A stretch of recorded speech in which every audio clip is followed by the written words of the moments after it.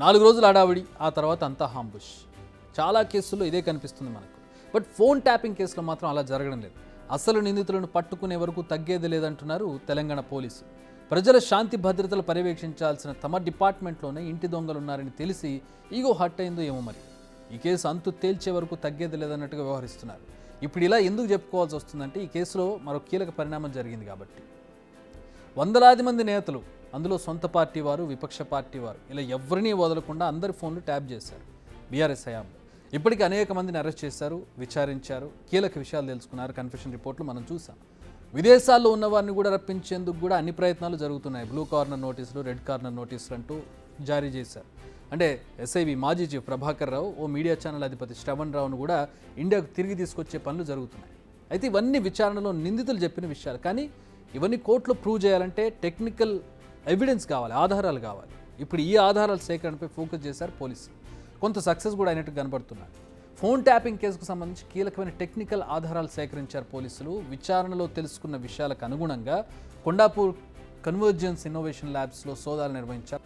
అక్కడి నుంచి 3 సర్వర్లు, హార్డ్ డిస్క్లు, 5 మ్యాక్ మినీ డివైజులను సీజ్ చేశారు. అంతేకాదు ఆ సంస్థ డైరెక్టర్ రవికుమార్ను విచారించారు. ఫోన్ ట్యాపింగ్ జరిగిందని చెప్పడానికి సంబంధించిన టెక్నికల్ ఆధారాలను సేకరించారు. అంతేకాదు రవికుమార్ నుంచి 160 సిఆర్పిసి కింద స్టేట్మెంట్ రికార్డ్ చేశారు. అదే సంస్థలో పనిచేసే manager Anantachari, software engineer Sitaram Srinivasarao statement కూడా రికార్డ్ చేశారు.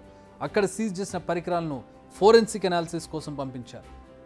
సో ఈ కేసులో మరో స్టెప్ ముందుకు పడ్డట్టుగానే కనపడుతుంది. ఎందుకంటే కేవలం స్టేట్మెంట్స్, వాంగ్మూలాలతో పని జరగదు. వీటికి దర్యాప్తుకి కావాల్సినటువంటి టెక్నికల్ ఎవిడెన్స్ ఉంటేనే ఆ దర్యాప్తు పూర్తవుతుంది. అధికారాన్ని అడ్డుపెట్టుకుని అక్రమాలు చేసిన వారికి కోర్టులో శిక్ష పడాలంటే ఈ ఆధారాలు కావాలి. ట్యాపింగ్ చేశారు సరే, ఎలా చేశారు, దీనికి సంబంధించిన టెక్నాలజీని ఎక్కడి నుంచి తీసుకొచ్చారు, ఏ టెక్నాలజీ తీసుకొచ్చారు, ఎలా తీసుకొచ్చారు, దానికి సహాయం చేసిన వారెవరు, ఎప్పుడెప్పుడు చేశారు, ఎలా చేశారు, ఇలా ప్రతి ప్రశ్నకు కోర్టుకు సమాధానం చెప్పాల్సి ఉంటుంది, వాటిని చూపించాల్సి ఉంటుంది. అందుకే టెక్నికల్ అంశాలపై కంప్లీట్గా ఫోకస్ చేస్తుంది ఇన్వెస్టిగేషన్ టీం. ఇక్కడ విషయం కూడా క్లారిఫై అయిపోయింది. అదేంటంటే ఈ ట్యాపింగ్ కోసం బయట నుంచి హెల్ప్ తీసుకున్నారు.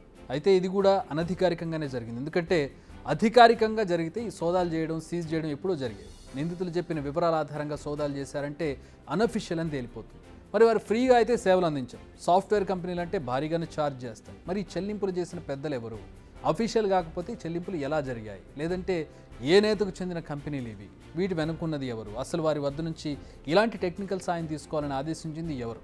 దీని వెనుక బీఆర్ఎస్ పెద్దలు ఉన్నారా, లేక ఆయా కంపెనీలను బెదిరించి వారి సేవలను ఉపయోగించుకున్నారనే విషయాలు బయటకు రావాల్సింది. ప్రశ్నలకు ముందు సమాధానం తెలియబోతోంది. కానీ ఒక విషయం మాత్రం నిజం, పోలీస్ డిపార్ట్మెంట్లో చూసుకుంటే ఈ కేసులో కానిస్టేబుల్ నుంచి మొదలు పెడితే డీజీ ర్యాంక్ అధికారులు కూడా ఇన్వాల్వ్మెంట్ కనపడుతుంది మనకి. బయట నుంచి చూస్తే మీడియా సంస్థలు, సాఫ్ట్వేర్ కంపెనీల హస్తం కూడా ఉంది. అయితే ఈ 2 వ్యవస్థలను మేనేజ్ చేసిన ఆ పెద్దలు ఎవరు అనేది తేలాలి. ఇప్పటికే నిందితుల నోటి నుంచి బీఆర్ఎస్ సుప్రీమో, పెద్ద ఆయన అనే పదం వచ్చేసింది. అంటే ఇండైరెక్ట్గా బీఆర్ఎస్ అధినేత మాజీ సీఎం కేసీఆర్ పేరు వచ్చేసింది. సో ఈ కేసులో ఆయన ఇన్వాల్వ్మెంట్ ఉందని తేలిపోయింది. అయితే దీన్ని ఎస్టాబ్లిష్ చేసే పనులు పోలీసులు ప్రస్తుతం బిజీగా ఉన్నారు.